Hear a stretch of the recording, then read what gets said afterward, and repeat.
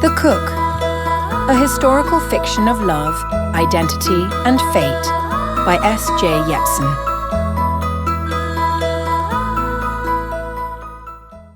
Part 1. SeaBrine&Smoke. Prologue. The Locket, the Pendant, and the Sea. North Atlantic Ocean, May 6, 1912. The sea had long since gone silent. No more wreckage drifting on the waves, no more desperate survivors clinging to debris. The Titanic was gone, swallowed whole, leaving only ghosts behind.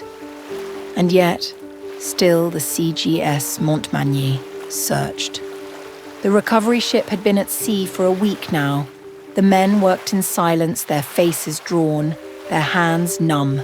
There were no shouts, no cries of alarm, only the endless searching for lost souls. Finally, a shout rang out across the deck. Got one.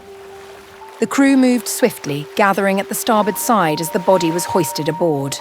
She had been adrift for almost a month, yet the cold had preserved her better than most.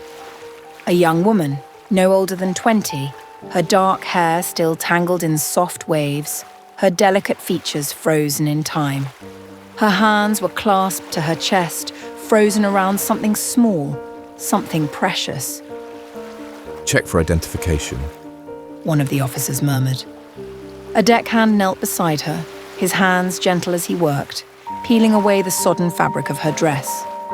His brow furrowed. She was dressed as a maid, the simple black uniform still clinging to her waterlogged frame. And yet, he glanced at her hands where something gold caught the weak morning light. A locket. The deckhand carefully pried it open, revealing 2 tiny portraits behind glass. A well-dressed man, his gaze sharp and commanding. A woman, elegant and poised, with kind eyes. The officer frowned. That's not a servant's locket. And then, something else. Tangled with the locket, twisted tight by water and time, was another chain. Something that looked almost like what would have been Legionnaires' identification tags. A small, weathered pendant, barely visible beneath the strands of her dark hair. One side etched with a 7-flame grenade, the other marked with the unmistakable image of a white kepi etched in brass, its black visor faded by time. A personal keepsake, perhaps. Not regulation, but unmistakable. The officer exhaled. She wasn't alone. The deckhand turned the pendant over, searching for a name. But there was none. Just the faceless numbers of a man who had belonged to no country, no family, only to the Legion and whatever life he had built beyond it. They would never know his name. And yet, somehow, they knew. The way the chains had twisted together, bound by seawater and time. Her hands had curled protectively inward, the chains tangled in her fingers as if even death hadn't dared part them. Whoever he was, she had been his, and he had been hers. The officer straightened, glancing between the locket and the Legionnaire's tag. A contradiction.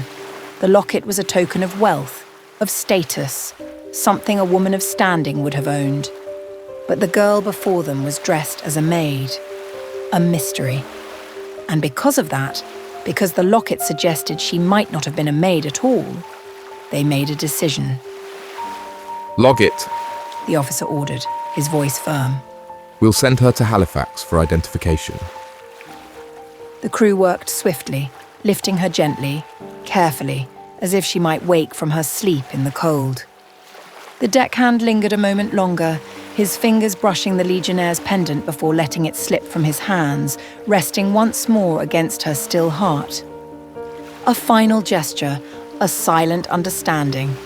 And then, as the Montmagny continued its slow voyage across the endless sea, they carried her home.